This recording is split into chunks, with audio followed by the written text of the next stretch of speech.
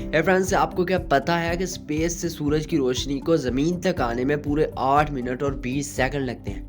मान लो कि अगर सूरज अचानक से गायब हो जाए और हमें पूरे 8 मिनट और 20 सेकंड के बाद पता चलेगा कि सूरज गायब हो चुका है। और इसका मतलब तो ये हुआ कि अभी हम जो सूरज देख रहे हैं वो अब से 8 मिनट और 20 सेकंड पहले का सूरज है। So friends, my name is Chachu Einstein. Welcome to this production. Let's begin.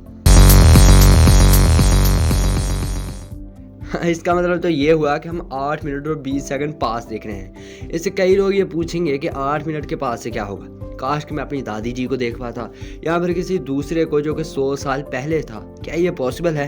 हाँ, इसका जवाब ये है कि हाँ, पॉसिबल है। साइंटिस्ट ने एक ऐसी मशीन बनाई है जिससे कि हम 100 साल क्या हम 13.4 बिलियन पास्ट ईयर्स देख सकते हैं, और उस मशीन का नाम है हबल टेलीस्कोप। हुआ ये था कि इंसानों को समझ आ गया था कि जितने दूर से किसी ऑब्जेक्ट की लाइट आएगी उसका मतलब वो हमें उतना ही पास्ट के बारे में बताएगी। यानी कि अगर लाइट को हम तक आने में 8 मिनट नहीं बल्कि 13.4 बिलियन ईयर्स लगे तो उसका मतलब यह है कि वो हम पास्ट देख सकते हैं। हम 13.4 बिलियन साल पहले क्या हो रहा था ये सब कुछ देख सकते हैं, यानी कि हम पास्ट में झांक सकते हैं। इसलिए साइंसदानों ने सोचा कि क्यों ना एक दूरबीन बनाई जाए, यानी कि एक टेलीस्कोप बनाई जाए जो कि हमारे यूनिवर्स के पास्ट को बताए। इसके लिए उन्होंने 20 अप्रैल 1990 में उन्होंने हबल नाम का एक टेलीस्कोप लॉन्च किया। अब आप सोचेंगे कि हबल टेलीस्कोप ने हमें ऐसा क्या दिया जो कि हमें पहले नहीं पता था।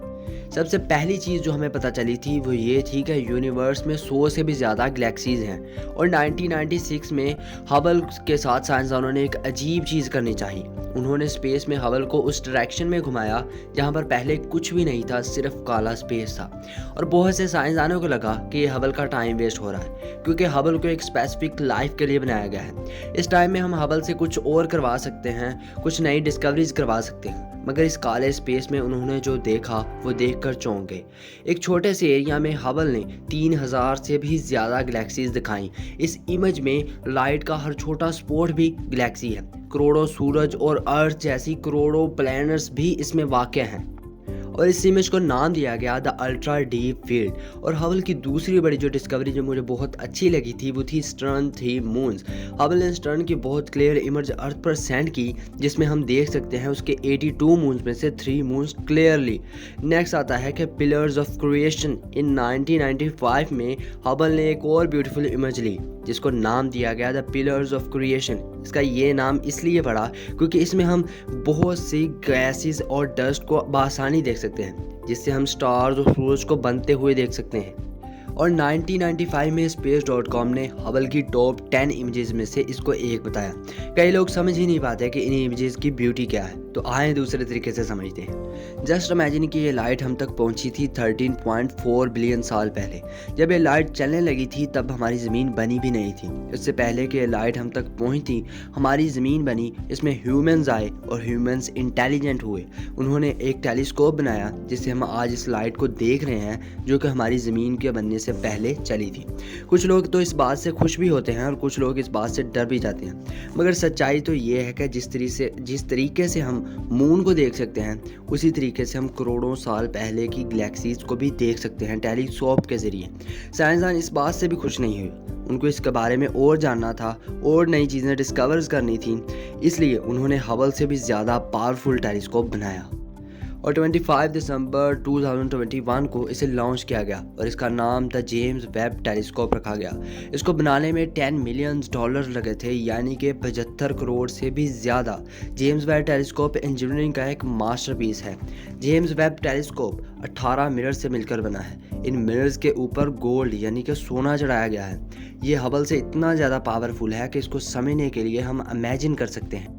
अगर आप अर्थ से 65 मिलियन लाइट ईयर्स दूर चले जाएं और आप जेम्स वेब टेलीस्कोप से अर्थ को देखें तो आपको अर्थ पर डायनासोर्स नज़र आएंगे, क्योंकि 65 मिलियन साल पहले अर्थ पर डायनासोर्स ही मौजूद थे। इतनी डिटेल फोटोग्राफी है जेम्स वेब टेलीस्कोप की, और ये इसलिए है क्योंकि जेम्स वेब टेलीस्कोप स्पेस में इंफ्रारेड रेज को डिटेक्ट करता है, जबकि हबल नहीं कर सकता।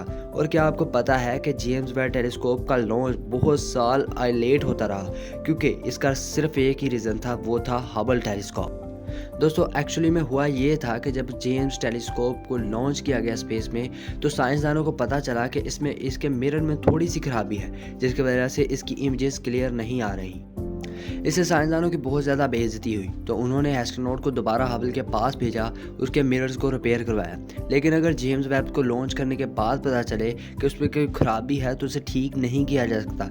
इसका सबसे बड़ा रीज़न तो ये है कि अर्थ से बहुत ज़्यादा दूर है, यानी कि हमारे मून से भी बहुत ज़्यादा दूर जा चुका है।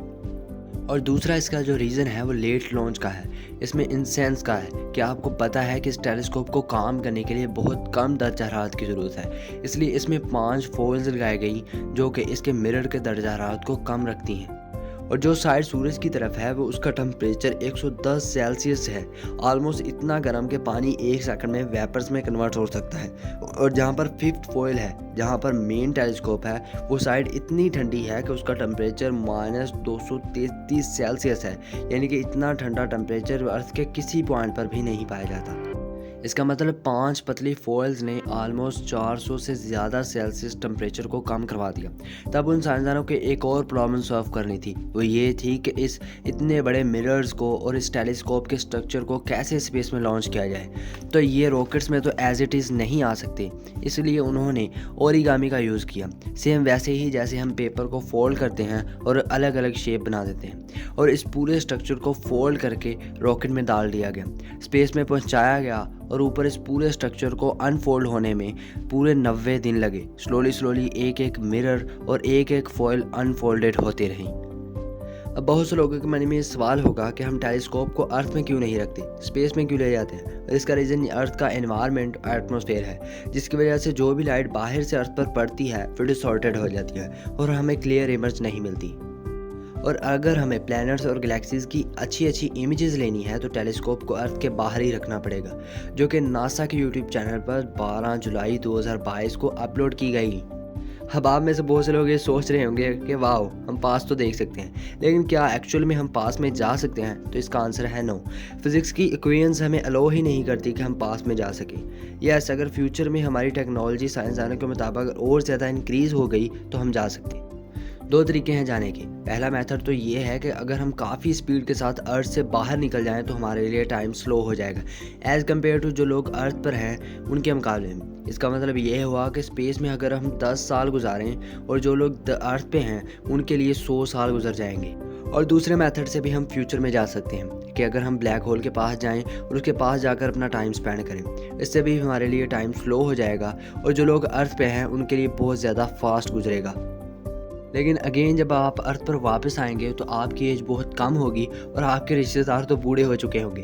अब आई नो जो साइंस का स्टूडेंट नहीं है उनको लगेगा अब ऐसे थोड़ी ना हो सकता है, लेकिन ये आइंस्टाइन की थ्योरी की इक्वेशन ही है। सो फ्रेंड्स, अगर आपको ये वीडियो पसंद आई हो तो इसे लाइक, शेयर, सब्सक्राइब तो बिल्कुल भी मत करना। चाचू आइंस्टाइन मिलते हैं आपको एक नई वीडियो के साथ।